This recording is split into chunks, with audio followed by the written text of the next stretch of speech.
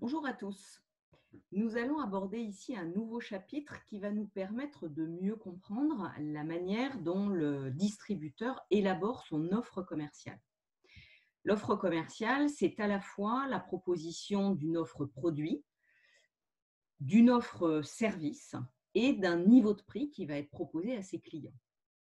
Alors, ce qu'il est important de comprendre, c'est que la manière de construire son offre représente un parti pris, c'est-à-dire un choix que l'on fait pour pouvoir s'adresser à sa cible principale. Quand on est un magasin, on décide de servir des clients en particulier, un type de client en particulier. On a défini un profil de clientèle par rapport à son positionnement. Et donc, l'objectif, c'est d'arriver à construire une proposition commerciale qui puisse satisfaire du mieux possible les clients qu'on a décidé de servir. L'offre commerciale, c'est quoi? C'est d'abord un assortiment, c'est-à-dire un ensemble de produits qui est offert à ses clients.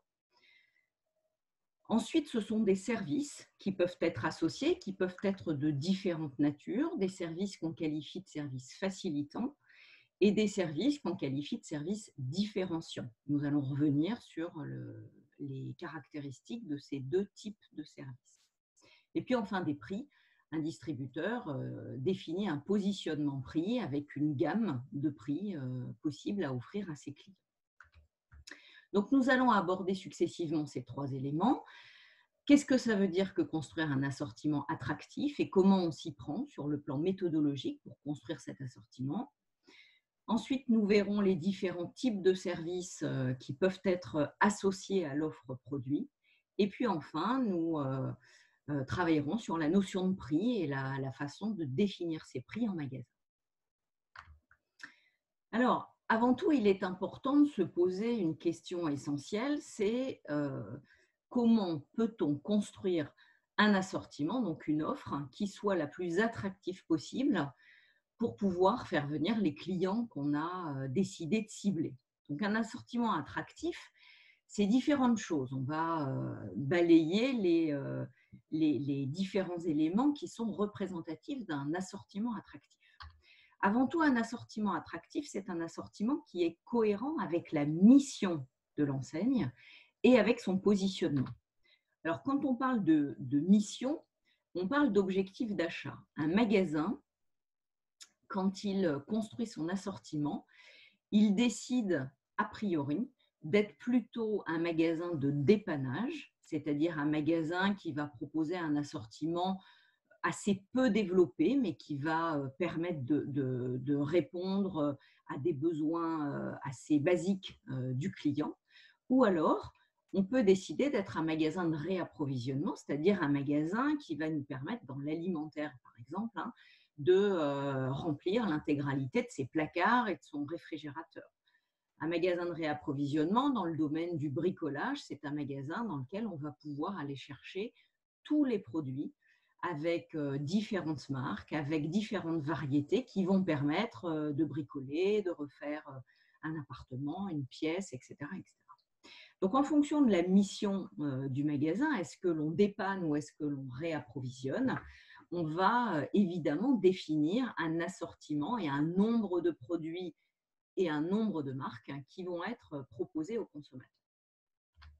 La deuxième chose, c'est comment je veux être perçu. Est-ce que je veux être perçu comme un généraliste ou est-ce que je veux être perçu comme un spécialiste? Donc, on est ici sur un élément de positionnement. Ça ne fait pas l'ensemble du positionnement de l'enseigne, mais c'est un élément de positionnement. Est-ce que je suis un magasin généraliste et je réponds à beaucoup de besoins sans forcément rentrer à fond dans les détails et donc avec un assortiment très très poussé et un choix très très poussé? Ou est-ce qu'au contraire, je suis un spécialiste et ça veut dire que quand le consommateur a un besoin très particulier, bah, il va plutôt décider de venir dans mon magasin si je suis positionnée comme tel. Alors, si on s'intéresse à la construction de l'assortiment, il est pensé à partir de ces deux éléments. Et donc, il va être construit sur deux dimensions. Il est construit sur une première dimension qu'on appelle la largeur de l'assortiment. C'est une réflexion importante que vous devez avoir par rapport au positionnement que vous avez. Est-ce que vous êtes spécialiste ou est-ce que vous êtes généraliste? Un assortiment large, c'est un assortiment qui répond à une multitude de besoins. Par exemple, dans un hypermarché, on a un assortiment qui est large parce qu'on y trouve à la fois des produits d'alimentation, des produits textiles, des produits de bricolage, des produits de culture, etc., etc. Donc, on est plutôt dans une largeur d'assortiment. C'est la même chose dans les grands magasins du type Galeries Lafayette ou Printemps.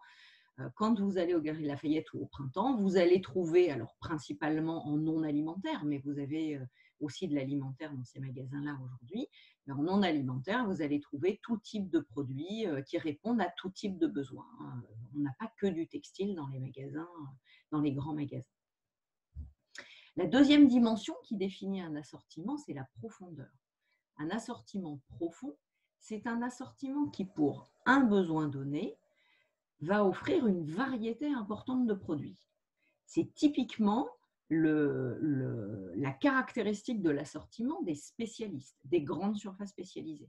Quand vous allez chez Decathlon, vous répondez à un besoin qui est le sport, donc en termes de largeur, on répond à un besoin. Mais par contre, en termes de profondeur, vous allez avoir une multitude de produits qui vont permettre à des clients d'aller acheter des produits pour faire du sport. Donc, quand on travaille sur la profondeur, on est plutôt spécialiste. Quand on travaille sur la largeur, on est plutôt généraliste.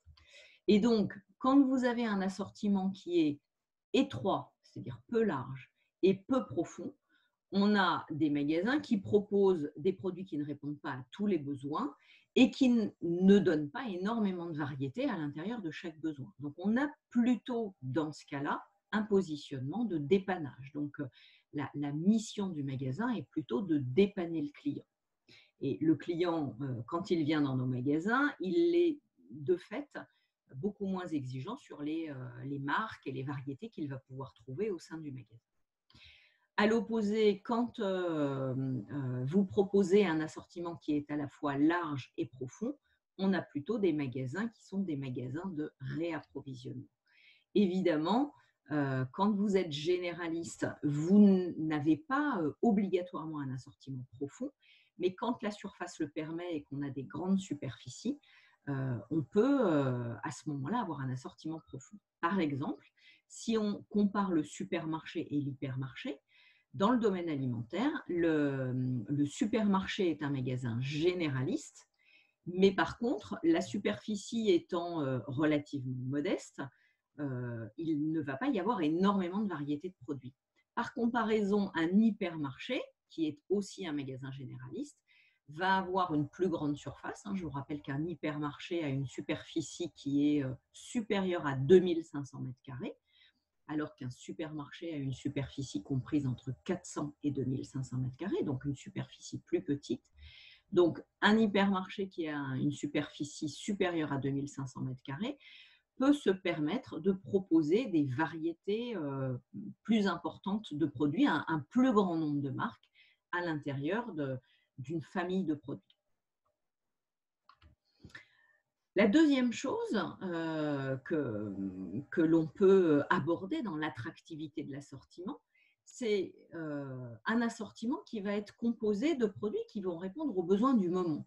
Un client va considérer que l'assortiment d'un magasin est attractif si, au moment où il va dans un magasin, il va trouver les produits saisonniers, les produits du moment, si on est à l'approche des fêtes de Noël, des produits qui lui permettent de faire des cadeaux, si on est à l'approche de la rentrée scolaire, des produits qui vont lui permettre de remplir le cartable de ses enfants, etc. etc.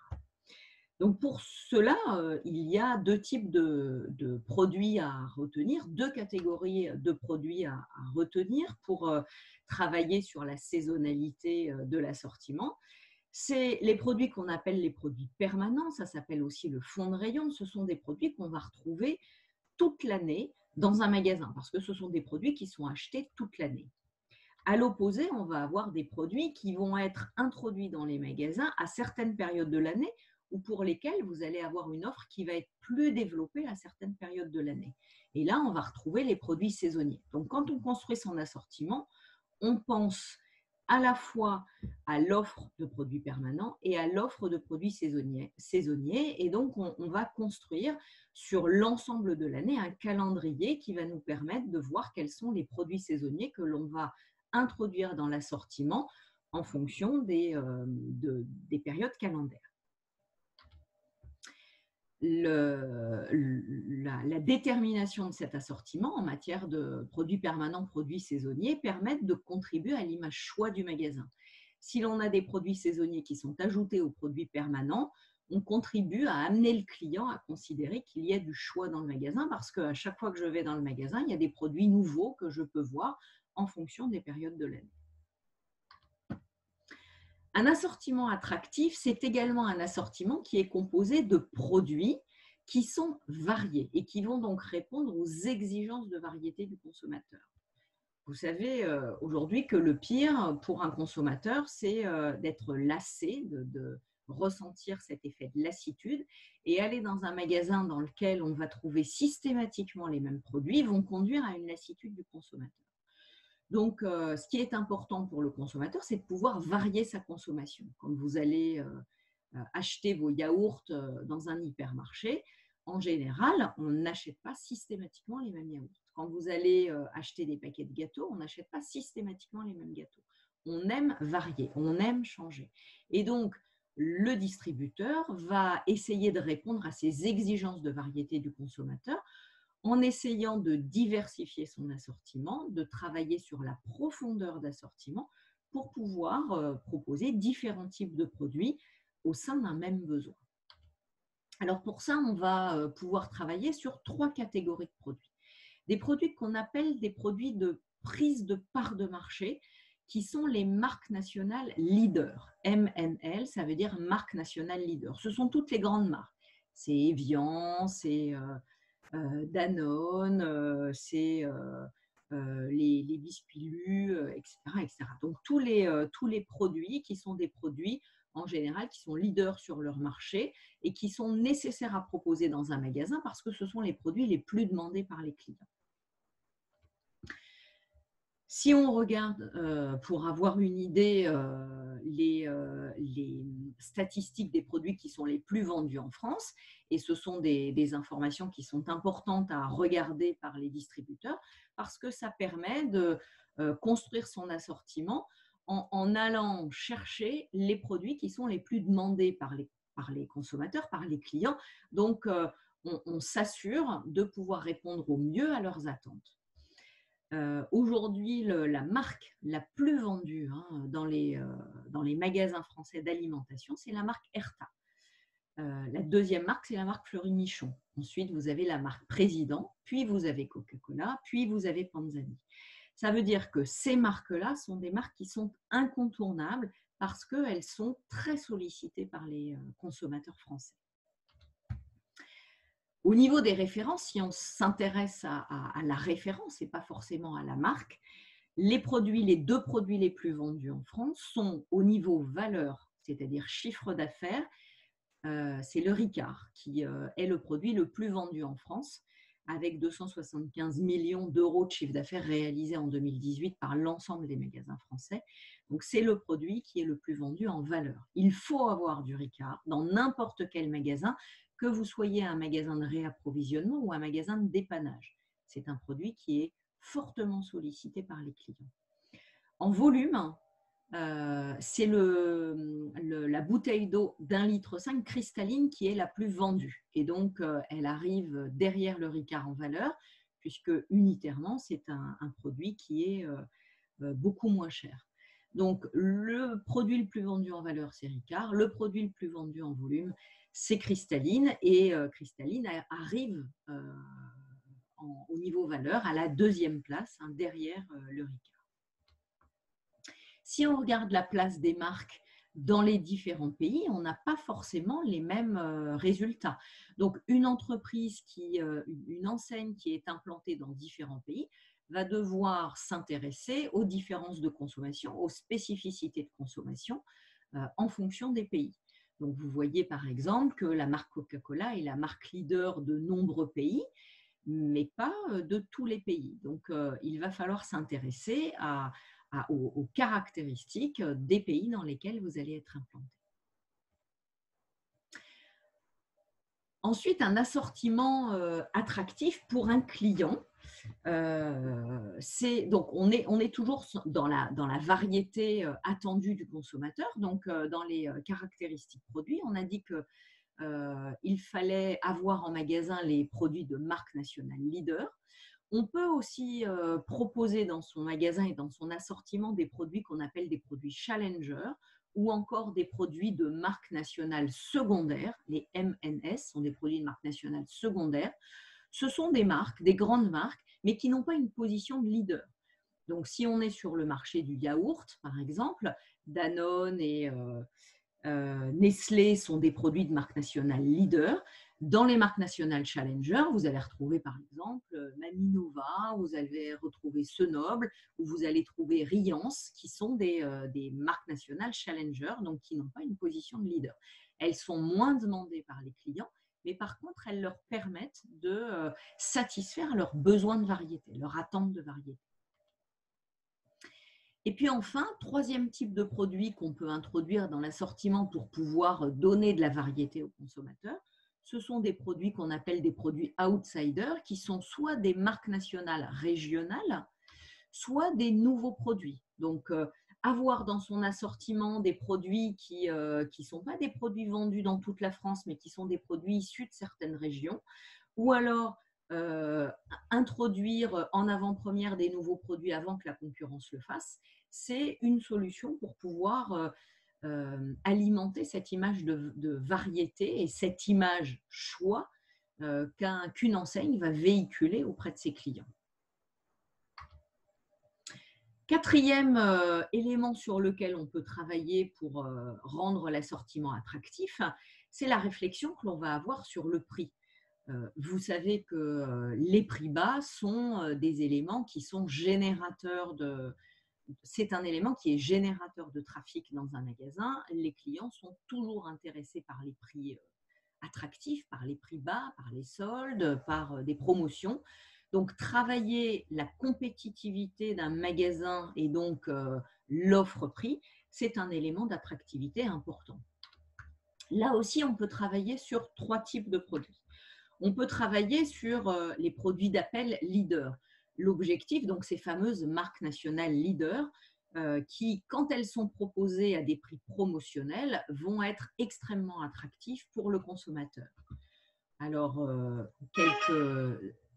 peut pas regarder. Alors, on ne regardera pas. Donc, quand vous faites une promotion, une offre promotionnelle sur un produit Coca-Cola, par exemple, sur une bouteille de Coca-Cola, sur un pot de Nutella, vous contribuez à l'attractivité, ça fait venir le consommateur. Le consommateur, en général, vous avez des opérations de communication qui sont relayées sur les prospectus. Les clients vont se déplacer en magasin pour venir chercher des produits qui sont des produits très attractifs et qui sont proposés à un prix intéressant à un moment donné. Donc, on travaille le prix, mais de manière différente en fonction de l'année et sur ces produits leaders lors d'opérations promotionnelles. La deuxième façon de travailler des prix bas, c'est par la proposition des marques de distributeurs qui sont soit cœur de gamme, c'est-à-dire positionnées moyenne gamme, soit qui sont premium, des marques de distributeurs qui sont plutôt positionnées plus haut de gamme et qui font concurrence aux grandes marques, mais qui sont en général toujours proposées à des prix qui sont plus compétitifs, qui sont plus bas. Donc, la marque de distributeur, qu'elle soit positionnée cœur de gamme ou qu'elle soit positionnée premium, en général, elle offre un niveau de qualité identique à celle d'une grande marque. Elle offre un prix qui est plus bas. Donc, une attractivité prix qui va, là aussi, jouer favorablement sur l'image prix du magasin. Et puis enfin, la dernière catégorie de produits pour travailler son image prix, c'est l'introduction de produits premier prix. Donc, les produits premier prix sont les produits d'entrée de gamme. Ce sont les produits qui sont les moins chers. Et aujourd'hui, dans les magasins, vous avez en général des gammes de produits premier prix qui sont parfaitement identifiées par des marques, très souvent, qui sont aussi très souvent des marques de distributeurs. Donc, quand vous allez chez Decathlon, par exemple, vous allez avoir des produits qui s'appellent des produits bleus. On sait que les produits bleus sont des produits premier prix, donc des produits qui sont proposés à des prix qui sont beaucoup plus bas que des produits traditionnels. Avec ces trois catégories de produits, on va jouer sur l'image prix et on va amener le client à considérer que le magasin est compétitif en termes de prix. Par ailleurs, un assortiment attractif, c'est également un assortiment qui est adapté à sa zone de chalandise. Alors, adapté à sa zone de chalandise, ça veut dire un assortiment qui s'adapte aux besoins, à la demande de mes clients et donc des clients qui sont présents dans la zone de chalandise. On a travaillé la notion de zone de chalandise précédemment et donc l'idée, c'est de se dire quelle typologie d'assortiment je vais construire par rapport à mes indices de disparité de consommation, à mes IDC. Autrement dit, si je suis dans une zone de chalandise dans laquelle je sais qu'il y a une consommation importante de parapluies, par exemple, parce que je suis dans une zone qui est plutôt pluvieuse, je suis dans le nord de la France, je vais développer mon assortiment en matière de parapluies, mon offre en matière de parapluies. Donc, je vais travailler sur une typologie qui va être une typologie de produits, une typologie large de produits dans cette catégorie. Je vais vous donner un exemple tout de suite après. La deuxième chose que je regarde pour adapter mon assortiment à ma zone de chalandise, c'est quels sont les concurrents qui sont présents sur ma zone de chalandise. Sachant que la question à laquelle je dois répondre, c'est est-ce que je souhaite m'aligner et donc proposer la même chose que ce que proposent mes concurrents, ou au contraire, est-ce que je souhaite me différencier et proposer soit plus de variété, soit moins de variété, soit des marques identiques, soit des marques différentes. Alors, si je reviens à la notion d'IDC, vous avez ici un exemple de construction d'un assortiment dans une enseigne que vous avez ici, dont je tairai le nom, qui a analysé l'offre de son concurrent direct qui est l'enseigne Carrefour et qui a décidé soit à certains moments de s'aligner, soit à d'autres moments de se différencier. Alors, ce que vous voyez ici, c'est que vous avez H1, H2, H3, H4, H5 qui correspondent à des typologies d'assortiment.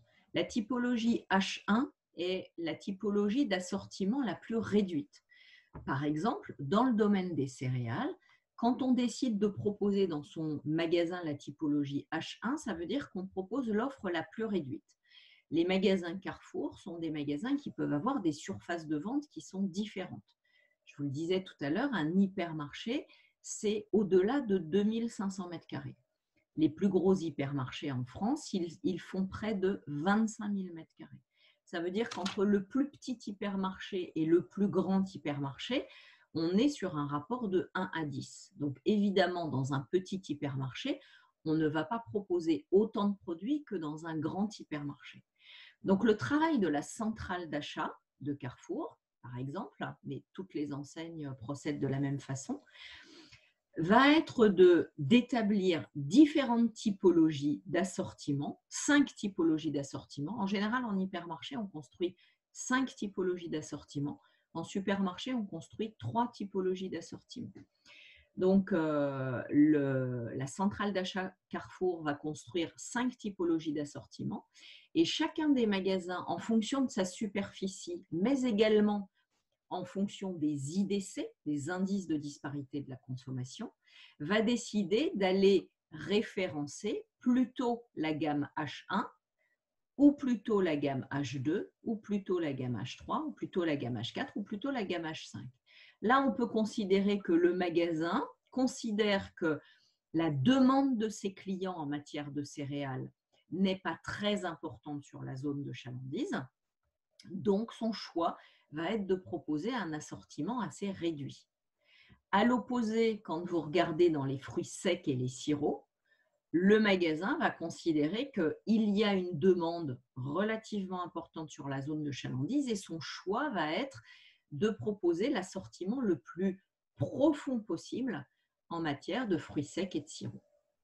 Donc, quand un magasin travaille la construction de son assortiment, il va regarder ce que fait son concurrent et puis en fonction de sa surface, en fonction des IDC et en fonction de sa volonté de s'aligner ou de se différencier, il va décider d'adopter un assortiment qui va être aussi important ou moins important ou plus important que celui de son concurrent. Par exemple, donc l'enseigne dont on parle ici est une enseigne qui, au niveau des céréales, a considéré que puisque son concurrent avait un choix qui était réduit en matière de céréales, il avait peut-être, lui, l'opportunité de proposer un assortiment plus important et donc d'apparaître aux yeux des consommateurs qui sont ses consommateurs à lui, mais qui sont aussi peut-être des clients qui, une fois de temps en temps, fréquentent son concurrent, le magasin Carrefour. Il a décidé d'avoir un assortiment plus important, donc d'être positionné sur du H4, H5, on peut être positionné sur un mix entre deux typologies pour pouvoir proposer à ses clients davantage de produits. À l'opposé, sur les produits ethniques, le magasin Carrefour a une gamme de produits qui est extrêmement profonde, très développée, et le magasin Auchan a considéré que, probablement compte tenu des spécificités de la clientèle et de la demande très importante sur la zone de chalandise en produits ethniques, dû probablement au profil de la clientèle, a décidé d'offrir à ses clients une gamme de produits très profonde, donc une variété très profonde, et donc d'aller référencer auprès de la centrale les produits qui correspondent à la typologie H5. Donc, offrir un assortiment attractif, c'est offrir une variété de produits qui correspond à la demande des clients, mais qui correspond aussi à la façon de se différencier de ses concurrents. Alors, maintenant que nous avons vu la politique de service, nous allons passer à l'analyse, la politique de produit, pardon, nous allons passer à la politique de service qui est proposée par le distributeur à ses clients. Alors, l'objectif est de proposer à ses clients des services qui vont permettre d'améliorer l'expérience client. Ces services peuvent être de différentes natures. Alors, ils ont été classifiés par André Torgman et sont de 4 catégories. Une première catégorie de services, ce sont les services de confort. Ce sont des services qui sont gratuits en général et qui sont mis à disposition, qui sont installés dans l'objectif de faciliter le parcours d'achat du client. Alors, ça peut être l'accueil, ça peut être une très bonne signalétique, c'est évidemment un magasin propre, c'est la proposition d'un Wi-Fi dans le magasin, etc., etc. Donc, une première catégorie de produits, de services qu'on appelle des services de confort. La deuxième catégorie de services sont des services financiers. Donc, la possibilité de proposer à un client de lui faire un crédit gratuit, la proposition de carte privative avec des avantages qui sont réservés aux clients qui sont encartés, etc. Pourquoi c'est important de proposer un crédit gratuit ou un crédit à un taux extrêmement intéressant? Parce que vous avez des clients qui ne peuvent pas forcément mettre une somme importante pour acheter un produit. Et donc, en proposant un crédit gratuit à un client, vous allez faciliter son achat. Donc, c'est un vrai service que vous lui proposez. Donc là, ça n'est pas la marque qui propose le service, mais c'est bien le distributeur. Ensuite, vous avez des services techniques. Donc, par exemple, tout ce qui concerne l'après-vente et donc l'installation des produits qui ont été achetés par le client dans un magasin de meubles. La livraison et l'installation du meuble à domicile fait partie du service technique. L'achat d'un ordinateur avec la mise en route de l'ordinateur est un service technique qui est proposé, puis ensuite tous les services après-vente de hotline, par exemple, donc de réponse par téléphone en cas d'un souci. Et puis enfin, vous avez une autre catégorie de services, une quatrième catégorie de services qui s'appelle les services paracommerciaux et qui concerne des services qui sont payants. Donc, c'est une manière d'élargir son offre. Hein. Donc, c'est une offre de service qui est proposée, mais des services qui sont facturés aux clients et qui sortent en général du cœur de métier du magasin. Par exemple, louer des véhicules.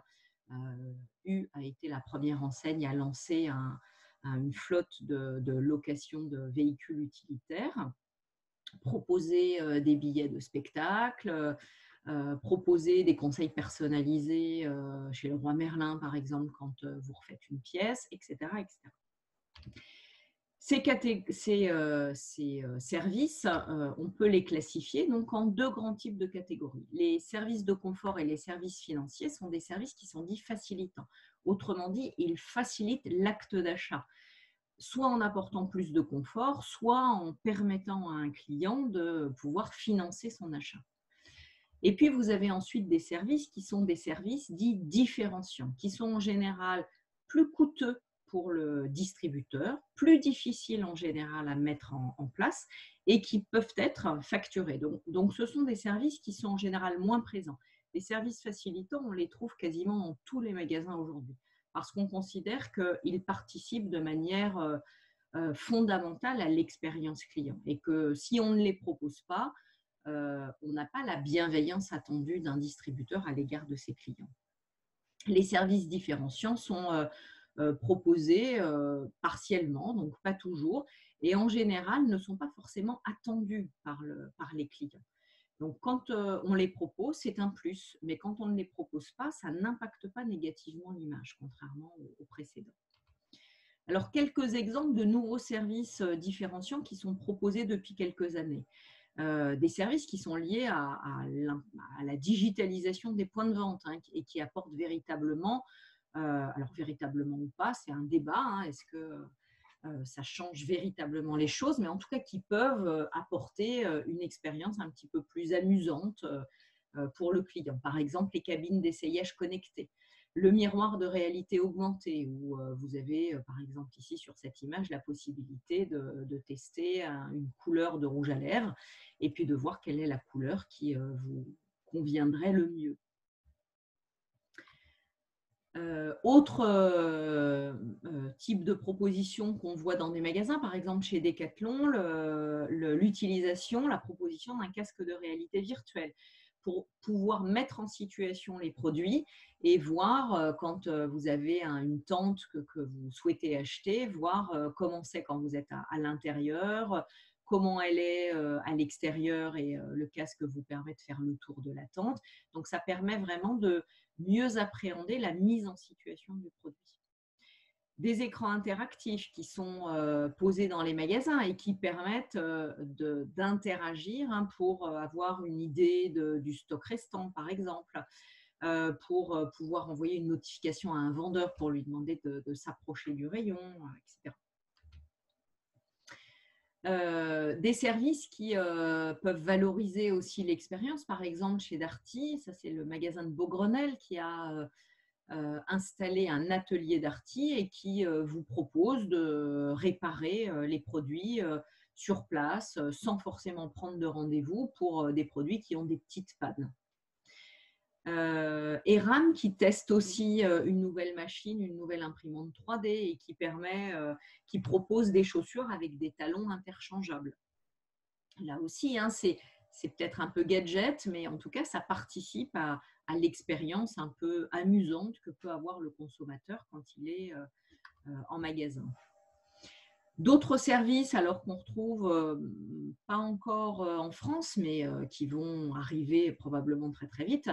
Tmall, donc qu'on va retrouver, qui est une enseigne d'Alibaba qu'on va retrouver en Chine, ou alors Amazon Go, qui dans les deux cas, malgré l'utilisation d'une technologie un peu différente, permettent de faire ses courses sans passer en caisse. Donc là, on passe au magasin sans caisse. Alors là, on commence à être sur des services qui apportent une vraie valeur ajoutée, hein, qui ne sont pas simplement là pour amuser le client, mais qui procurent un avantage important au consommateur en lui permettant de gagner du temps, de faire ses courses beaucoup plus rapidement et de ne plus passer en caisse. Et on sait que la caisse représente l'inconvénient majeur aujourd'hui dans la fréquentation des magasins, l'attente en caisse.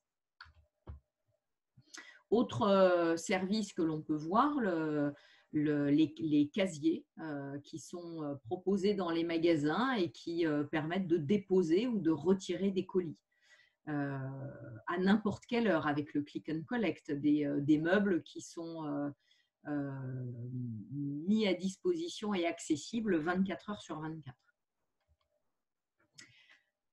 Voilà pour la politique de produits et la politique de service. Je vous propose maintenant que l'on s'intéresse au prix, qui est la troisième variable constitutive de l'offre du distributeur. Le prix, c'est à la fois un vecteur de positionnement parce que en fonction de la gamme de prix que vous allez afficher, du prix moyen que vous allez afficher, vous allez positionner le magasin comme un magasin plutôt entrée de gamme, plutôt moyenne gamme ou plutôt haut de gamme. Donc, c'est d'abord un vecteur de positionnement, donc une variable marketing, le prix. Deuxième chose, c'est évidemment un vecteur de rentabilité. Quand vous proposez des produits à des prix très bas, en général, vous avez des marges qui sont basses. Donc, il faut vous assurer de votre modèle économique et avoir la garantie que vous allez avoir un trafic suffisant pour pouvoir rattraper les marges unitaires faibles par le volume que vous allez faire. Donc, la détermination du prix est extrêmement importante puisque elle est à la fois la garantie d'une bonne compréhension de votre positionnement marketing, mais elle est aussi la garantie de la pérennité de votre magasin pour pouvoir dégager une marge totale qui soit suffisante pour assurer la viabilité de votre point de vente. Alors, quelques éléments d'abord de compréhension du consommateur et des prix, donc de la manière d'appréhender les prix par le consommateur. D'abord, première chose, il faut avoir à l'esprit que le consommateur a une attitude qui est opportuniste, c'est-à-dire que quand il y a un prix bas qui est proposé par des magasins, le consommateur n'hésite plus aujourd'hui à être infidèle à l'égard de son magasin habituel. Et donc, le prix est véritablement un élément qui peut faire venir au point de vente et amener le consommateur à changer de magasin sans difficulté. Donc, c'est une variable qui permet vraiment d'avoir une incidence sur le comportement de fréquentation des consommateurs au point de vente.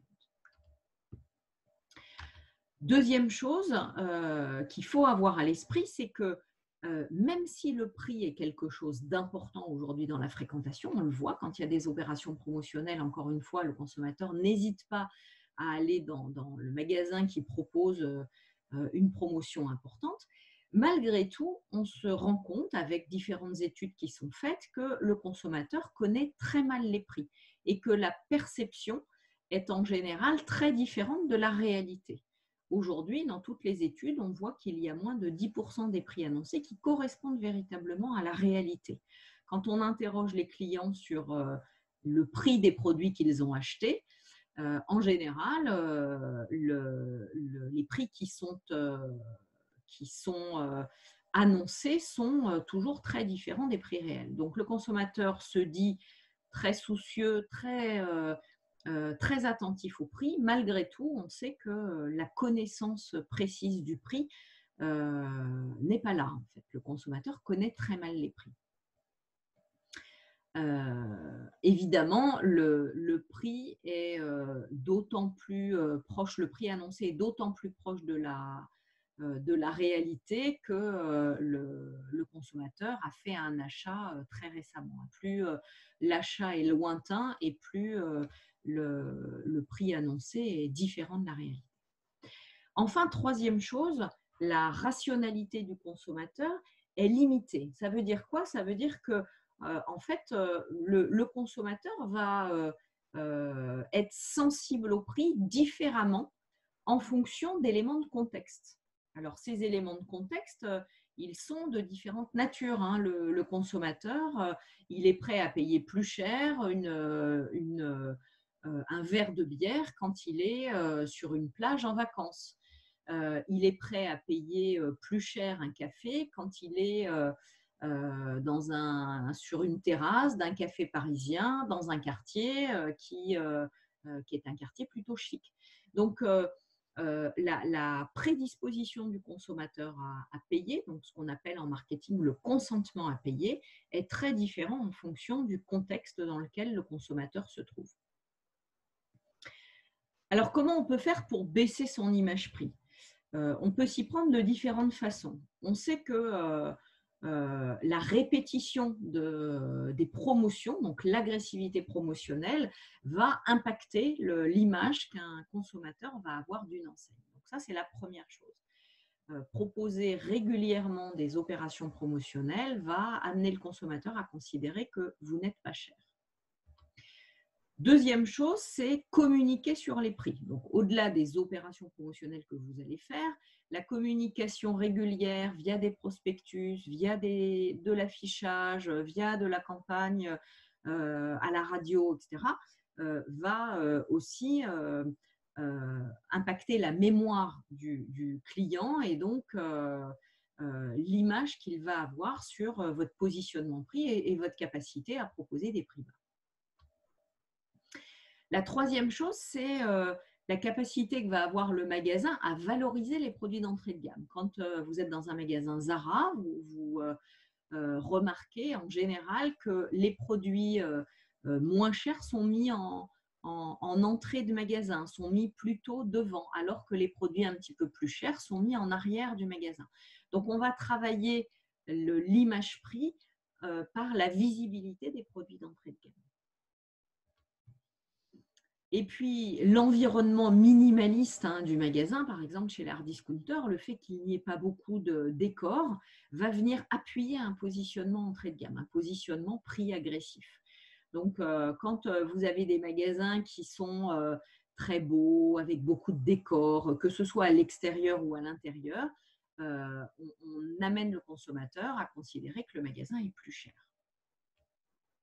Et puis, enfin, dernière chose, il est en général fréquent d'avoir une promesse de remboursement dans les magasins. Ça ne coûte pas grand-chose aux distributeurs de dire que si le client trouve moins cher ailleurs, on lui rembourse 2 fois la différence, parce qu'on sait que les consommateurs sont assez en quantité assez faible à aller, une fois qu'ils ont fait un achat, pas en amont, mais une fois qu'ils ont fait un achat, à aller vérifier si le produit qu'ils ont acheté dans votre magasin est moins cher dans d'autres et va les amener à venir demander le remboursement. Donc, même si vous n'êtes pas forcément moins cher que les autres ou alors que vous avez un prix qui est un petit peu plus cher, promettre un remboursement en général va avoir une influence sur votre image prix et va encourager les consommateurs à acheter chez vous, quand bien même ça ne serait pas forcément la réalité. Alors, il ne faut pas non plus tromper le consommateur de manière éhontée, puisque très rapidement, si vous êtes plus cher sur tous les produits et que vous promettez le remboursement, au bout d'un moment, le consommateur va s'en rendre compte et ça ne marche plus. Alors, ce qui est important, une fois qu'on a compris la manière dont le consommateur appréhendait les prix, c'est de voir comment le distributeur pouvait décider des prix à proposer à ses clients. Donc, comment on construit une stratégie prix? On la construit à partir de 4 éléments. On regarde 4 choses pour pouvoir déterminer le prix de vente de ces produits. La première chose, évidemment, c'est la prise en compte des coûts. On va revenir dessus juste derrière. C'est la première chose que l'on regarde. Vous savez que l'objectif d'un magasin, c'est bien évidemment de gagner de l'argent, Un magasin, c'est un centre de profit. Et si vous avez un magasin qui ne gagne pas d'argent, au bout d'un moment, il n'est pas pérenne et vous allez être obligé de le fermer.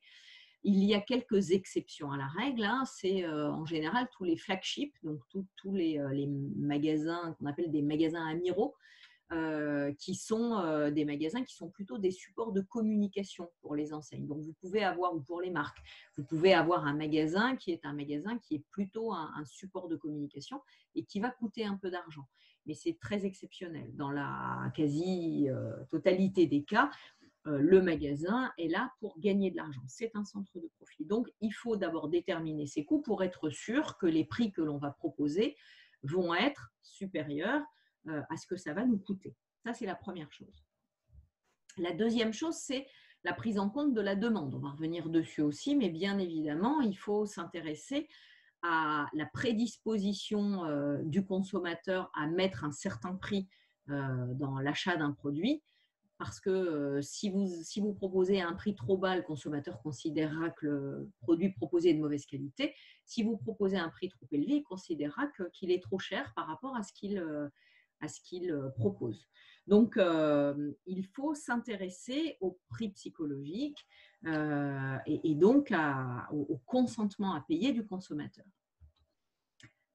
Troisième chose, on en a parlé tout à l'heure, un magasin n'est en général pas seul dans une zone de chalandise. Donc, ce qui est important, c'est de prendre en compte la concurrence, de connaître le prix des concurrents pour se positionner par rapport aux concurrents. Ça ne veut pas dire qu'il faut systématiquement être moins cher que son concurrent ou aligné par rapport à son concurrent.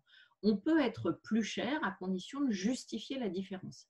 Ce qui est important, c'est que le consommateur comprenne pourquoi vous proposez des produits plus chers. Si vous avez un service qui est associé au produit, le consommateur sera prêt à payer un peu plus cher. Mais si le produit est plus cher alors que vous ne proposez rien de plus, le consommateur ira chez le concurrent. Et puis enfin, la quatrième chose à prendre en compte dans la fixation du prix, c'est la réglementation, puisqu'il existe une législation qui est assez importante au niveau de la fixation des prix. Et donc, il faut connaître cette législation pour pouvoir fixer ces prix. Alors, je vous propose qu'on revienne sur la prise en compte des coûts. L'objectif du distributeur, c'est de bien déterminer les coûts des produits et pas seulement le coût d'achat des marchandises, mais l'ensemble des coûts pour permettre à son magasin de générer suffisamment de profit pour être pérenne et viable à long terme. Alors, revenons sur la décomposition d'un prix. Quand vous vendez un produit à un consommateur, vous avez au préalable payé le produit à un producteur. Vous avez acheté le produit. Ça s'appelle le coût d'achat des marchandises vendues. Donc, ça correspond au prix que vous avez payé auprès du producteur, de la marque, du fabricant. Donc, ça, c'est le poste de coût le plus important. Pour que vous ayez une idée, dans la grande distribution, le coût d'achat des marchandises représente 85% du prix de vente d'un produit vendu en magasin. Donc, c'est le poste de coût le plus important. Ensuite, vous avez des coûts logistiques. Ces produits que vous avez achetés, il faut les faire venir au magasin. Il faut les stocker dans les réserves. Il faut ensuite de la réserve les mettre sur les rayons. Tout ça, ça s'appelle des coûts logistiques. Ça nécessite une intervention humaine, une intervention matérielle, des camions, etc. Donc, il y a un coût logistique de transport et d'acheminement du produit de l'usine jusqu'au rayon du magasin. On prend en compte aussi un poste de coût qui s'appelle la démarque. La démarque, ce sont des coûts qui sont liés à différentes choses. Dans la démarque, on parle de démarques connues et de démarques inconnues. Pour simplifier les choses, la démarque connue, c'est tout ce qui laisse des traces. Donc, vous arrivez à identifier la raison du coût issu de la démarque. Par exemple, quand vous avez des consommateurs qui ouvrent un paquet de bonbons dans un magasin pour manger un bonbon et qui laissent le paquet dans le magasin, le paquet de bonbons ne peut plus être vendu. Il a été abîmé, il est ouvert, vous ne pouvez plus le vendre. Donc, ce produit-là va rentrer en démarque. C'est un produit que vous allez enlever du magasin Et donc, vous allez le comptabiliser en démarque. C'est un produit que vous avez acheté, mais c'est un produit que vous ne pourrez plus vendre. Donc, c'est de la démarque.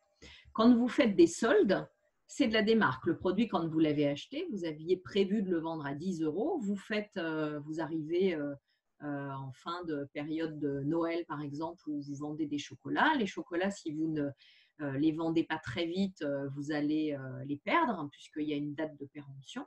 Et donc, vous allez les déstocker à 30%, 50% de leur valeur, puisque c'est un produit saisonnier, vous avez la possibilité de les déstocker à plus de 30% de leur valeur. Donc, vous allez perdre de l'argent dessus, très souvent. Ça s'appelle de la démarque. Donc, la démarque, ça correspond bien à la différence entre le prix de vente et le prix d'achat.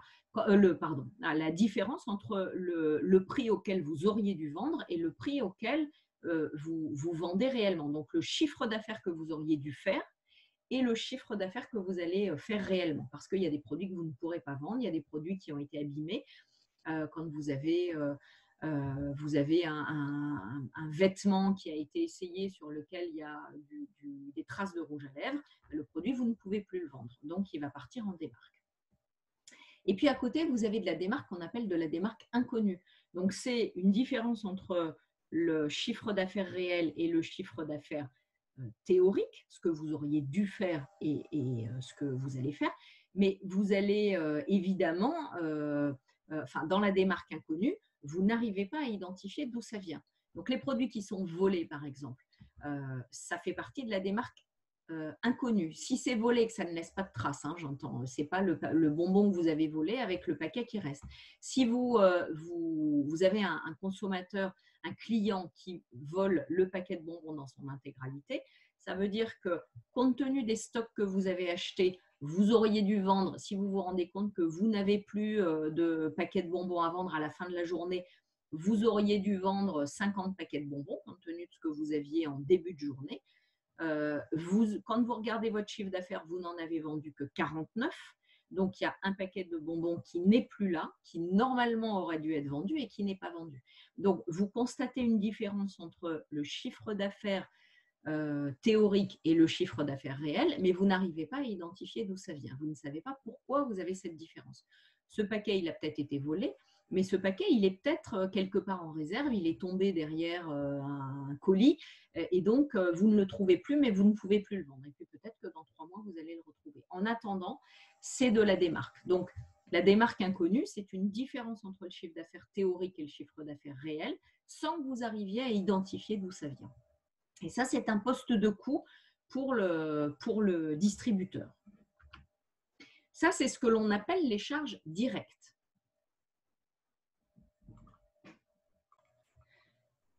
Alors ensuite, vous avez des charges qui sont indirectes et qui sont en fait des charges indirectes. Alors indirect, ça veut dire fixe aussi, hein, des charges fixes, quel que soit le nombre de produits que vous vendez, le volume vendu, vous allez avoir ces charges. Ce sont des charges de personnel, des charges de fonctionnement, l'électricité, l'eau, le nettoyage, la sécurité, etc. etc. Alors, évidemment, si on considère les charges de personnel, on peut avoir des augmentations par palier, hein. Si on vend beaucoup à un moment donné, on peut avoir besoin en période de Noël de recruter du personnel supplémentaire. Donc, vous pouvez avoir des augmentations par palier. Mais ce sont des charges qui sont paliées aux produits unitaires que vous allez vendre. C'est pour ça qu'on les appelle charges indirectes ou charges fixes. Donc, l'ensemble des coûts que vous avez pour un produit figure ici. À l'ensemble de ces coûts, en général, il faut ajouter un bénéfice. Évidemment, le distributeur va décider d'adopter une marge unitaire, donc un bénéfice qui va être plus ou moins important en fonction des produits qu'il vend. L'objectif pour lui, ça n'est pas forcément d'appliquer la même marge, le même bénéfice sur chacun des produits, mais ça va être d'obtenir un bénéfice général. Donc, sur certains produits, vous avez certains produits qui sont vendus sans marge, donc sans bénéfice. L'objectif, c'est juste qu'avec l'ensemble des produits qui sont vendus, le distributeur génère un bénéfice, une marge, qui lui permettent de vivre et d'avoir de l'argent pour d'abord payer ses actionnaires et puis éventuellement réinvestir pour pouvoir améliorer le magasin.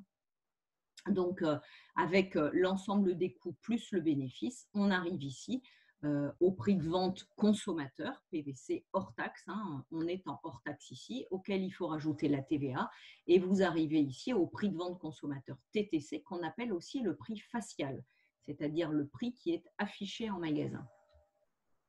Donc ça, c'est la première chose à prendre en compte quand on définit le prix des produits. On regarde d'abord quels sont nos coûts. Première chose. Le bénéfice, ça s'appelle aussi la marge nette. Hein, on en a parlé juste avant. Et la marge que vous avez entre le prix de vente hors taxe et le coût d'achat des marchandises vendues, c'est ce qu'on appelle la marge brute. Ça, ce sont des choses que vous avez dû voir en comptabilité. Deuxième chose que l'on va prendre en compte, c'est la prédisposition des consommateurs à payer, donc le consentement à payer des consommateurs, le prix auquel les consommateurs sont prêts à payer. C'est ce que l'on appelle le prix psychologique ou le prix d'acceptabilité. C'est des choses que vous avez analysées en marketing. Et donc, il faut travailler sur la sensibilité au prix pour voir quel est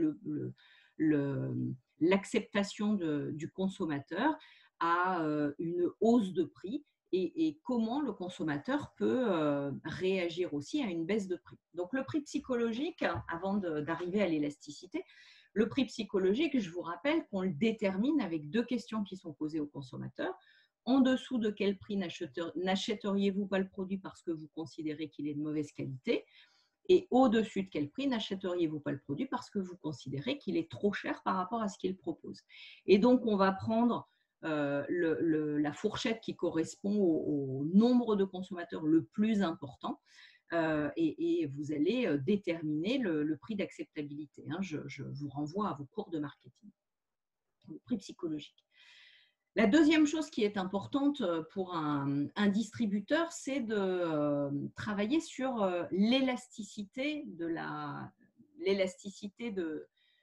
la demande par rapport au prix. Ça veut dire quoi l'élasticité? L'élasticité, c'est un coefficient. Donc, on va revenir dessus avec un exemple. Ce coefficient, il vous permet de voir si une variation du prix va avoir une incidence sur la demande.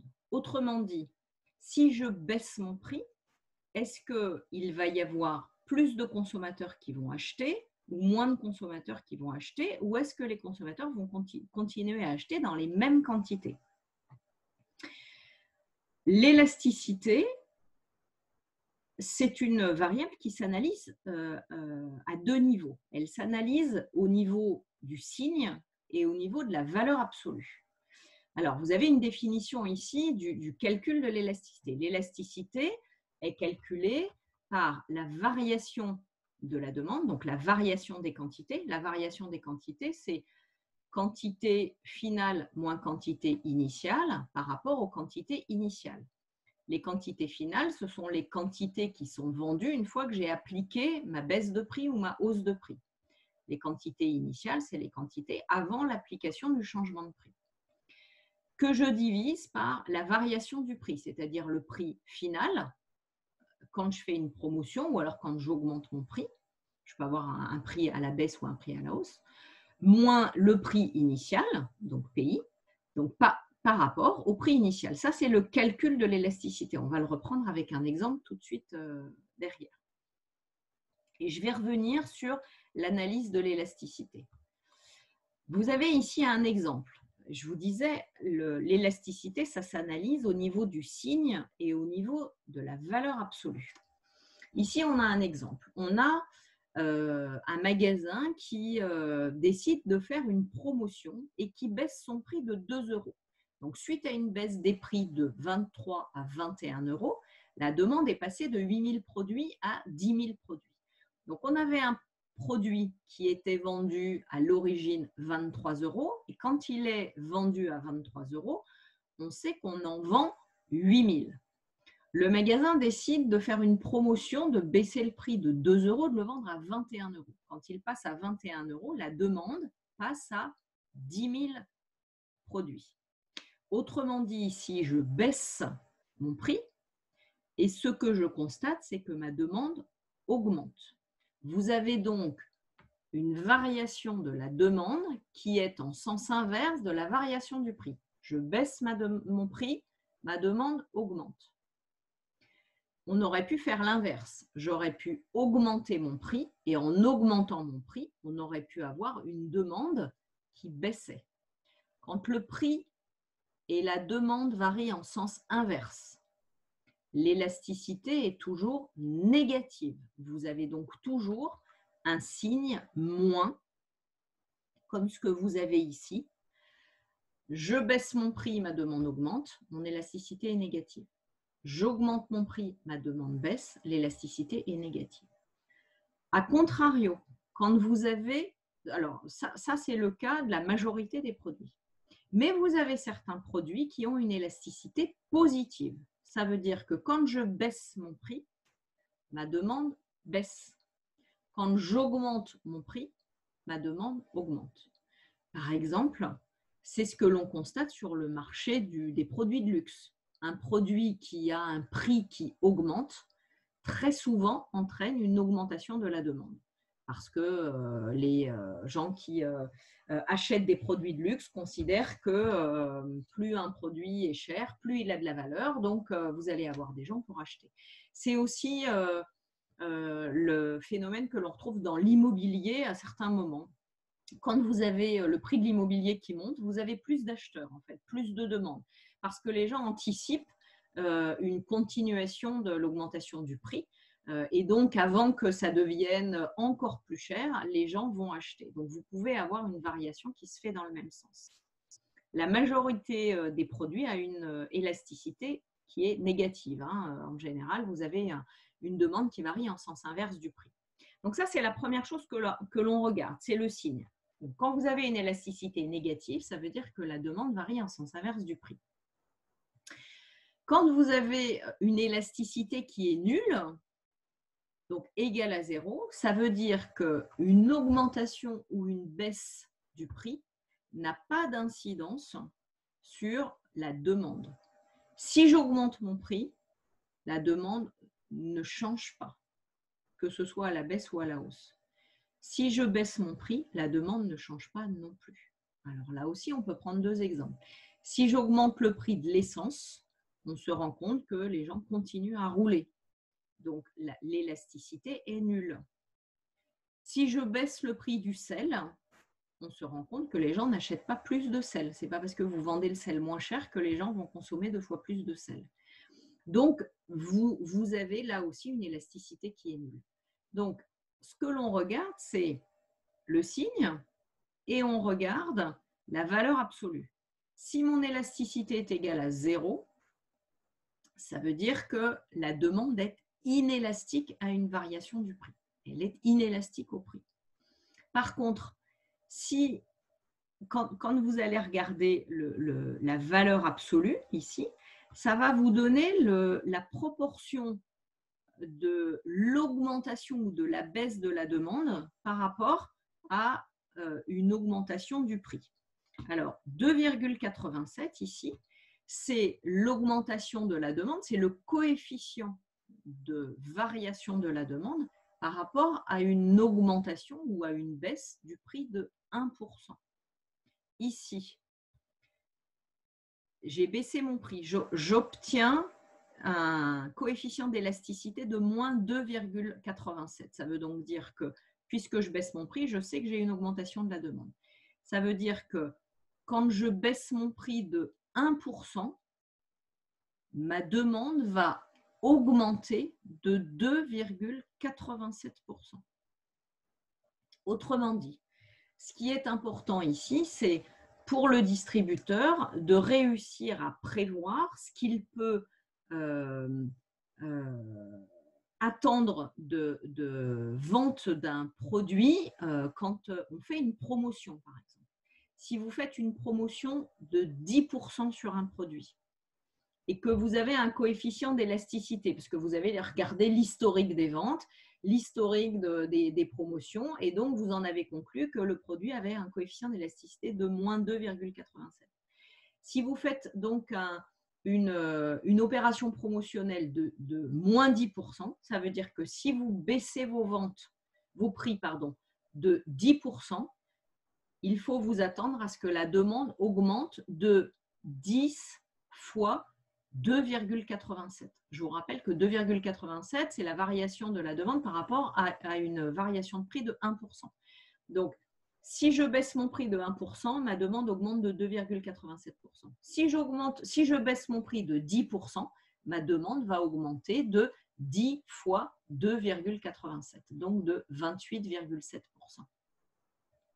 Donc, il est important pour le distributeur d'arriver à prévoir les variations de la demande de la part des consommateurs, soit dans le cadre d'une baisse de prix au moment des opérations promotionnelles, soit dans le cadre d'une augmentation du prix. Les magasins peuvent à un moment donné être amenés à augmenter le prix parce qu'on a des problèmes de marge dans un rayon, donc on peut décider d'augmenter le prix. Il faut augmenter le prix sur des produits qui sont les moins sensibles au prix, parce que ce sont sur ces produits-là que vous allez avoir une variation de la demande qui va être la plus minime possible. Donc, ça, c'est le deuxième élément. Quand on fixe ces prix, on s'intéresse à la manière dont le consommateur réagit par rapport à une variation des prix. Quelques exemples ici pour voir si vous avez compris la notion d'élasticité. On va se mettre en situation où systématiquement, on augmente le prix d'un produit. Donc, je vais vous proposer plusieurs situations. Ce que je voudrais, c'est que vous réfléchissiez au fait que en cas d'augmentation du prix, par rapport à la manière dont le consommateur va réagir, je voudrais que vous me disiez si l'élasticité, si la demande est élastique, c'est-à-dire si la demande est élastique, ça veut dire que vous avez une variation de la demande qui est observée suite à une augmentation du prix. Ou au contraire, si la demande est inélastique, c'est-à-dire que si j'augmente mon prix, les consommateurs achètent toujours les mêmes quantités. Alors, première situation, quand j'augmente mon prix et que le prix supplémentaire que l'acheteur devrait payer pour une marque meilleure est bas, autrement dit, là j'augmente mon prix et je sais que le prix de la marque qui est meilleure que celle que je suis en train de vendre, le prix de la marque meilleure est relativement bas et donc la différence est minime entre la marque qui est meilleure et la marque que je vends sur laquelle je vais augmenter le prix. À votre avis, l'élasticité, la demande est-elle élastique ou est-elle inélastique? Autrement dit, est-ce que le consommateur va continuer à acheter mon produit, le produit sur lequel je change le prix, ou est-ce qu'au contraire, il va moins acheter parce que là, j'augmente le prix, donc est-ce qu'il va moins acheter ou il va continuer à acheter pareil? Donc là, la demande est élastique. Alors pourquoi elle est élastique? Parce que le client va se reporter sur l'autre marque qui est une marque considérée comme étant meilleure. Et puisque la différence de prix est relativement basse, si moi j'augmente mon prix, ça veut dire que le consommateur va avoir plutôt intérêt à acheter la marque meilleure puisque l'écart de prix va être diminué. À partir du moment où j'augmente mon prix, moi, l'écart de prix va être augmenté. Donc là, on parle d'une demande qui est élastique puisque la demande sur mon produit, sur le produit sur lequel j'ai appliqué mon augmentation de prix, ma demande va baisser. Donc, la demande est élastique. Si j'augmente mon prix, donc deuxième configuration, j'augmente mon prix et je sais que l'acheteur ne paye lui-même qu'une fraction du prix réel. Par exemple, sur le prix d'un téléphone, vous savez que dans certaines situations, vous avez des opérations où si vous prenez un abonnement, vous allez payer simplement une petite fraction du prix du téléphone. Donc là, j'augmente le prix de mon téléphone, mais je sais que l'acheteur ne va payer qu'une fraction du prix, qu'une petite fraction du prix du produit. à ce moment-là, la demande est inélastique parce que comme le consommateur ne paye qu'une petite fraction du prix, l'augmentation du prix ne va pas beaucoup impacter en fait le pouvoir d'achat du distributeur, du consommateur, et donc il va continuer à acheter, les consommateurs vont continuer à acheter ce produit-là. Donc la demande est inélastique. Troisième situation, donc j'augmente mon prix et je sais que le prix du produit représente une part substantielle, c'est-à-dire importante du budget de l'acheteur.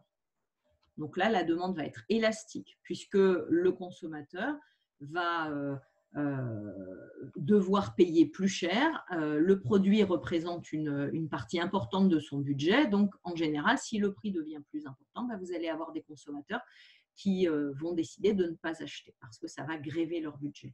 Donc, vous allez avoir une diminution de la demande. Donc, la demande est bien élastique. Si le prix augmente et que l'acheteur peut comparer facilement le produit avec ses concurrents, là encore, la demande va être élastique puisqu'il va comparer le prix et donc il va se reporter sur un produit qui est moins cher.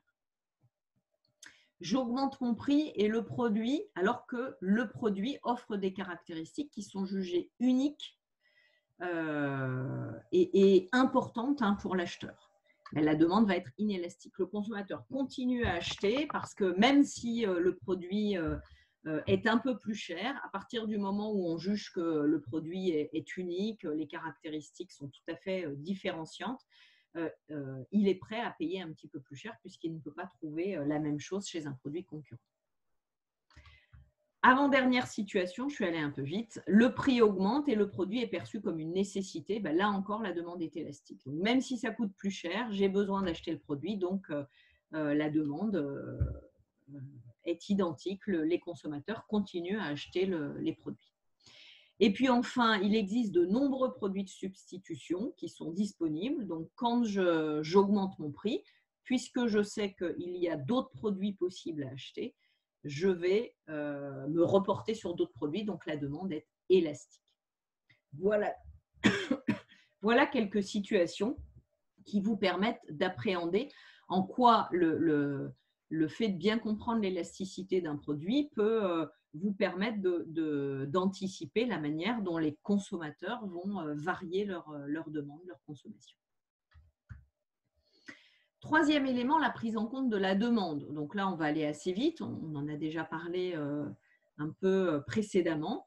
Vous savez que le prix est un élément de positionnement par rapport à la concurrence. Et donc, en fonction de la manière dont vous voulez vous positionner par rapport à vos concurrents, la fixation du prix va être un élément de positionnement. Donc, on peut décider d'adopter une stratégie de pénétration. Autrement dit, de fixer des prix qui sont moins importants que ceux des concurrents. Je veux être moins cher sur le marché, j'ai une stratégie de pénétration. Donc, il faut que j'analyse le prix des concurrents et il faut que je définisse des prix qui sont inférieurs à ceux des concurrents. Au contraire, je peux décider d'avoir une stratégie d'écrémage, c'est-à-dire que j'ai une cible particulière, je décide de toucher moins de personnes, mais de me positionner plus haut de gamme sur le marché par rapport à mes concurrents. Donc, je vais fixer des prix qui sont supérieurs à ceux des concurrents. Et puis enfin, je peux décider d'avoir une stratégie d'alignement. C'est souvent le cas dans le cadre des hypermarchés où quasiment toutes les enseignes d'hypermarchés ont en général des stratégies d'alignement. Alors, vous avez quelques différences en fonction des enseignes. L'enseigne qui est aujourd'hui dans la réalité la moins chère au niveau indice prix, c'est l'enseigne Leclerc. Mais vous avez quand même des stratégies d'alignement plus ou moins importantes de la part des concurrents pour avoir un prix qui est un peu au-dessus, mais très légèrement au-dessus de celui de Leclerc. Alors, il faut faire attention à une chose, c'est que quand on définit sa stratégie prix, il est important de la définir en fonction de chacune des catégories de produits. On n'a pas une stratégie identique pour tous les produits. Donc, si on reprend l'ensemble des produits qu'on a évoqués précédemment, les marques nationales leaders, les marques de distributeurs premier prix, les premiers prix qui ne sont pas forcément des marques de distributeurs, donc qui n'ont pas les marques de l'enseigne, les marques nationales challenger ou marques nationales secondaires, les marques de distributeurs cœur de gamme, les marques nationales régionales ou les marques de distributeurs premium, qu'on appelle aussi des marques de distributeurs thématiques, sur ces produits-là, on ne va pas forcément adopter la même stratégie prix. D'abord, il faut partir du postulat qu'un bon assortiment, c'est un assortiment qui est à la fois attractif et rentable. Donc, un assortiment, ça doit faire venir, un bon assortiment, ça doit faire venir les consommateurs et ça doit permettre aux magasins de gagner de l'argent. Donc, on va utiliser ces deux dimensions, attractivité et rentabilité. Et sur ces deux dimensions, on va essayer de réfléchir à la manière dont on doit définir le prix. Est-ce qu'on doit avoir un prix qui est plutôt plus bas, plutôt plus élevé? Là, si on prend les marques nationales leaders, ce sont des produits qui sont très attractifs. Et comme ce sont des produits qui font venir, ce sont des produits qui sont très comparés par les consommateurs, en général, on va essayer de les vendre au prix le plus bas possible, à des prix bas. Donc, en termes de rentabilité, les marques nationales leaders sont des produits qui rapportent peu, voire qui ne rapportent rien aux distributeurs, qui sont vendus quasiment à prix coûtant. Donc, on essaie d'avoir le prix le plus agressif possible parce que ce sont des produits qui sont fortement comparés. Donc, les marques nationales leaders sont des produits qui sont attractifs, mais qui sont peu rentables. Donc, on fixe des prix qui sont bas. Les marques nationales premier prix et les premiers prix sont des produits qui sont moins attractifs. Ce sont des produits qui sont moins demandés par les clients. On parle beaucoup de produits premier prix, mais en fait, les premiers prix ils représentent en France grosso modo 7% des ventes dans la grande distribution. Donc, ce ne sont pas des produits qui sont très majoritairement achetés, mais par contre, ce sont des produits qui sont essentiels en magasin pour permettre au consommateur d'avoir la garantie que s'il veut acheter des produits bas, il peut trouver des produits bas. Donc, ce sont des produits qui sont en général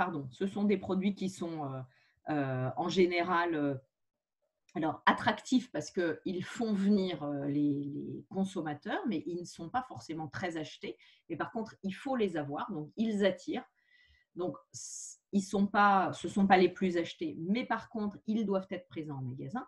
Et là aussi, comme ce sont des produits qui sont positionnés pas cher, entrée de gamme, ce sont des produits sur lesquels on génère des marges qui sont relativement faibles. En moyenne, à peu près 5% de marge brute sur ces produits-là. Ensuite, les marques nationales challenger, donc ces marques qui sont connues des consommateurs mais qui ne sont pas leaders sur leur marché, ce sont des produits qui ont une attractivité moyenne et une rentabilité qui est moyenne. C'est dans la moyenne. La moyenne, aujourd'hui, dans la grande distribution, la marge brute moyenne est de 15%. On disait tout à l'heure qu'en moyenne, le coût d'achat des marchandises vendues représentait 85% du prix de vente. Donc, la marge brute moyenne est de 15%. Ça veut dire qu'un produit qui est vendu 10 € hors taxe dans un magasin auquel il faut rajouter la TVA, bien sûr, mais un produit qui est vendu 10 € hors taxe est un produit qui est acheté 8,50 €. Donc, une marque nationale Challenger est un produit qui est dans la moyenne. C'est un produit qui aura été acheté 8,50 € par le distributeur au fournisseur. Les produits de marque nationale cœur de gamme sont des produits qui sont un peu moins attractifs, mais qui restent quand même relativement attractifs, mais qui le sont moins que les produits qui ont été vus précédemment. Mais ce sont des produits, par contre, qui génèrent une rentabilité plus importante.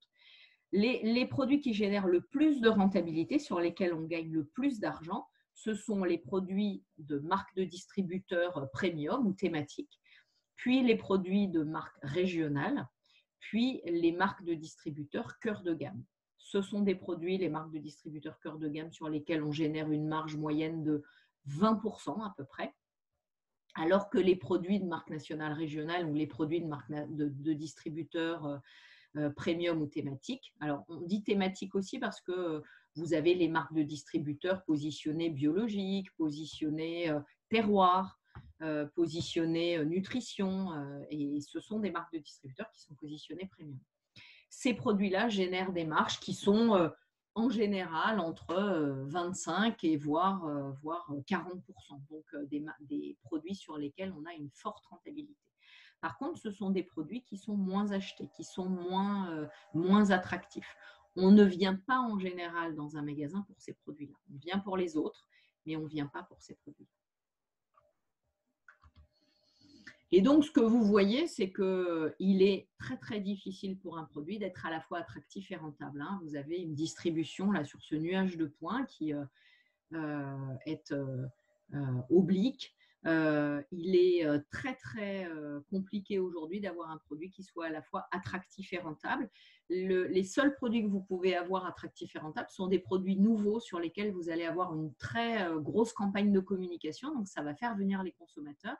Et tant que le produit est peu distribué, vous pouvez avoir une marge importante. Mais en général, ça dure quelques mois. Une fois que le produit est présent dans tous les magasins, il faut vous aligner en termes de prix, donc il faut baisser les prix. Et puis évidemment, on évite d'avoir des produits qui sont à la fois peu, voire pas attractifs et peu rentables. Ce sont ce qu'on appelle des poids morts. Ça ne sert à rien de les avoir en magasin. Un produit qui ne fait pas venir, un produit sur lequel on ne gagne pas d'argent, ça ne sert à rien. Alors, quelques indicateurs à connaître qui paraissent importants quand on fixe le prix. C'est d'abord la marge brute, qu'on appelle aussi la marge commerciale. On vient d'en parler avant. Donc, la marge brute dans la grande distribution est de 15%. C'est la différence entre le prix de vente hors taxe et le prix d'achat hors taxe. Quand on parle de taux de marque ou de taux de marge, on parle de la marge par rapport au prix de vente ou de la marge par rapport au prix d'achat. Le taux de marque, c'est celui qui est le plus utilisé dans la distribution. Quand on parle de 15%, on parle de taux de marque. C'est la différence entre le prix de vente et le prix d'achat divisé par le prix de vente, donc par rapport au prix de vente. Donc, quand on parle d'une marge de 15%, en fait, on parle d'un taux de marque. La définition du taux de marge, c'est la marge par rapport au prix d'achat. On l'utilise assez peu dans la distribution. Alors, souvent, par erreur, on dit que c'est le taux de marge, mais en fait, quand on parle de 15%, mais en fait, il s'agit du taux de marque. Retenez taux de marque par rapport au prix de vente, par rapport au prix marqué. Taux de marque, prix marqué. Et puis enfin, on utilise très souvent dans les petits magasins, plus que dans les grandes surfaces. Dans les grandes surfaces, on parle plutôt de taux de marque. Dans les grands magasins, on parle plutôt de coefficient multiplicateur. Le coefficient multiplicateur, c'est le coefficient que l'on applique au prix d'achat hors taxe. Donc, j'achète un produit à 10 € à un fournisseur, 10 € hors taxe. J'ai un coefficient multiplicateur de 3, donc je multiplie mon coefficient multiplicateur à mon prix d'achat hors taxe. Donc, si je l'ai acheté 10 € hors taxe, je le multiplie par 3 et donc je vais le vendre TTC au consommateur. Je vais le vendre à 30 €. 30 € TTC. Donc, c'est le coefficient multiplicateur. Dans les petits magasins, on a en moyenne des coefficients multiplicateurs qui sont de l'ordre de 2 à 2,5. Vous pouvez avoir des magasins qui ont des coefficients multiplicateurs plus importants. Enfin, dernier élément, quand on parle de la stratégie de fixation du prix, dernier élément à prendre en compte dans la fixation du prix, évidemment, c'est la réglementation, c'est la législation. Il faut savoir que les prix imposés sont interdits en France. Ça veut dire quoi? Ça veut dire qu'un industriel, un fabricant, un fournisseur n'a pas le droit d'imposer un prix de vente à un distributeur. C'est le distributeur qui détermine son prix, sauf dans certains secteurs d'activité. Pour les cigarettes, le prix est fixé par l'État. Pour les médicaments, le prix est contrôlé par l'État. Il est proposé par les laboratoires et il est fixé définitivement par l'État. Pour les transports publics de voyageurs, pour les prestations autoroutières, pour les taxis et pour les livres, le prix, là aussi, ne peut pas être décidé par le distributeur. Pour les livres, vous avez une loi qui a été votée en 1981 par Jack Lang, qui était ministre de la Culture à l'époque, et qui donne la détermination de la fixation du prix à l'éditeur. C'est l'éditeur qui fixe le prix. Donc, sur les livres, vous avez un prix qui est fixé. Vous avez un prix derrière, sur la 4e de couverture, vous avez un prix qui est fixé, c'est le prix éditeur. La seule liberté que l'on concède au distributeur est une une réduction du prix de 5%. Donc, dans les magasins, quels qu'ils soient, les petits libraires, les hypermarchés, les grandes surfaces spécialisées, vous pouvez avoir 5% de baisse de prix. En général, les hypermarchés baissent tous le prix du livre de 5%, mais ils ne peuvent pas aller en deçà.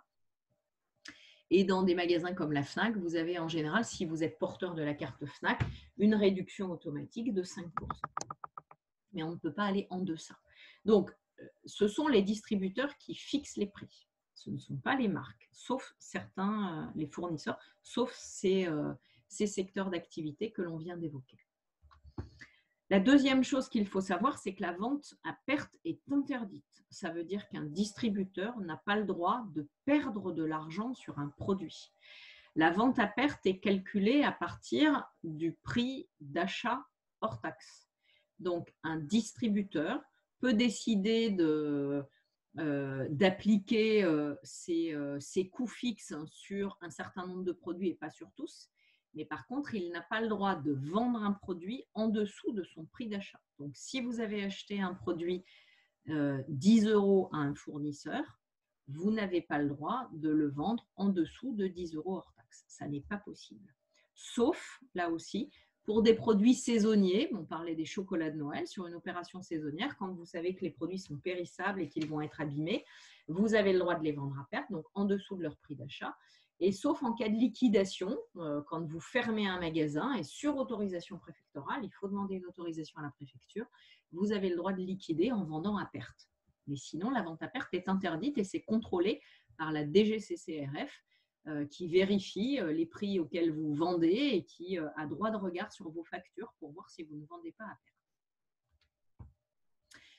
Troisième chose, le distributeur est dans l'obligation d'informer le consommateur au niveau des prix. Les prix doivent être affichés au litre et au kilo. Aujourd'hui, vous avez des conditionnements, des packaging qui peuvent être très, très différents et qui rendent finalement la comparaison des prix difficile pour le consommateur. Donc, le distributeur a l'obligation d'informer le consommateur sur les prix au litre et au kilo, quand c'est au litre et au kilo, pour permettre aux consommateurs de connaître le prix des produits. De la même façon, les prix sont obligatoires à afficher sur tout type de produit, le textile, etc. Et dernière chose, il est obligatoire d'afficher les prix en vitrine. Donc, les prix doivent être affichés. C'est une information qui est obligatoire à fournir aux clients. Dernière chose, et on finira par cet élément-là, l'obligation de respecter la loi Egalim, respect de la loi et pas de le loi, donc de la loi Egalim, la loi sur l'égalité dans l'alimentation, qui a été votée en 2019. Et qui aujourd'hui interdit aux distributeurs de faire des réductions et des opérations promotionnelles supérieures à un tiers, donc à 30, un peu plus de 30%, 33% maximum, pour les produits alimentaires. Ça veut dire que les opérations promotionnelles où vous aviez 50% de réduction de prix quand vous aviez des opérations pour le même produit, un acheté, un gratuit, ça veut dire 50% de réduction de prix. Aujourd'hui, c'est interdit. Depuis 2019, c'est interdit. Donc, vous n'avez plus aujourd'hui la possibilité de réduire le prix, de faire des opérations promotionnelles qui soient supérieures à 33%. Donc, en général, les opérations, elles sont de 30%, elles sont de 10%, 20%, 30%. Ça ne touche que les produits alimentaires, ça ne touche pas les produits non alimentaires. Quand vous avez des opérations de ce type-là, que vous avez 1 + 1 produit offert, il faut être très vigilant. Vous voyez avec un peu plus d'attention que les produits qui sont proposés ne sont pas les mêmes. Donc là, vous pouvez faire un produit offert, un produit acheté, un produit offert, mais de fait, le produit qui est offert est en prix unitaire moins cher que le produit qui est acheté. Donc ça, c'est une loi qui date de 2019 et qui doit être respectée et qui concerne tous les produits alimentaires. On ne peut plus réduire le prix des produits hors produits saisonniers, encore une fois, et liquidation judiciaire, mais on ne peut plus réduire le prix au-delà de 33%. Voilà, j'en ai fini avec ce chapitre sur l'analyse de l'offre. C'en est terminé.